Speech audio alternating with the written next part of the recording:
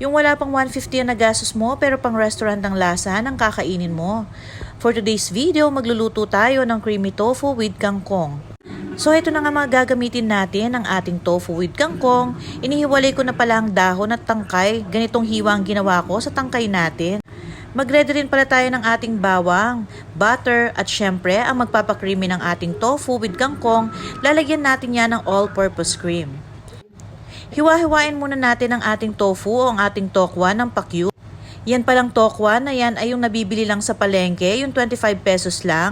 Mas madali kasing iprito yan kesa sa Korean tofu na nabibili sa Korean store at mas mura pa yan mga kamarites. So hiwa-hiwain lang natin ng ganyang hiwa.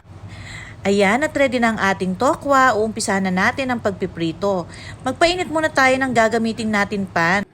Add na tayo ng oil pag mainit na to at ipiprito natin yung mga hiniwa-hiwa nating tofu. Kung hindi nyo pa na-try ito, itry nyo na mga kamarites dahil siguradong magugustuhan ng buong pamilya. Ang maganda pa dito sa creamy tofu natin, napaka-healthy nito dahil may kangkong pa.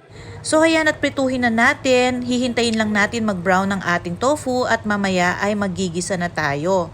Ayan, pag medyo brown na siya ay lutuin pa natin siyang maigi. Dapat ganito ang pagka-brown niya para mas maganda. Hanguin na natin yan para maumpisa na natin ang pagigisa ng ating bawang sa ating butter. Mas masarap kasi pag butter ang ginamit natin dito, mas mabango. Ayan, at ready na ang ating tofu. Ilagay na natin sa strainer o paper towel para maalis pa yung mga oil niya. Magpainit ulit tayo ng pan na gagamitin natin. Then pag mainit na ang pan natin, ilagay na natin ang ating butter.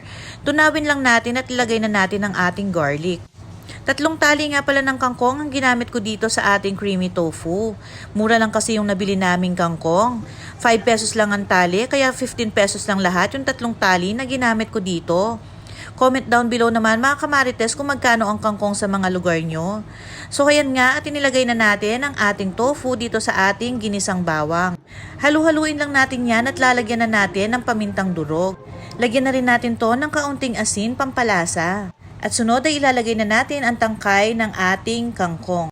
Inuna ko nang inilagay to mga kamarites kasi naman mas matigas ito kaysa sa dahon. Madali lang kasing maluto ang dahon. Halu-haluin lang natin to at lalagyan na natin to ng ating seasoning mix para dagdag pampalasa na rin. At isusunod naman natin ang ating all-purpose cream. Ito talaga yung nagpasarap sa ating creamy tofu, itong ating all-purpose cream.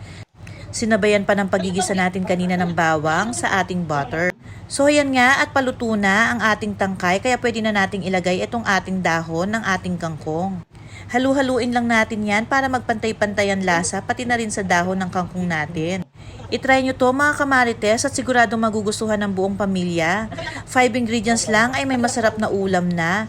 Wala pang 150 ang expenses dito kaya subukan nyo na din magluto ng ganito.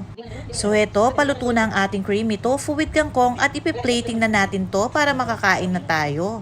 Dapat ganito lang ang pagkakaluto, yung tamang-tama lang na hindi ma-overcook ang ating gulay. Tingnan nyo naman ang itsura mga kamarites, talagang napaka-creamy niya at talagang napakasarap. Talagang nanuot ang lasa ng ating all-purpose cream dito sa ating tofu. Tara at samahan nyo kaming kumain dito sa napakasarap na creamy tofu with kangkong. Thank you for watching!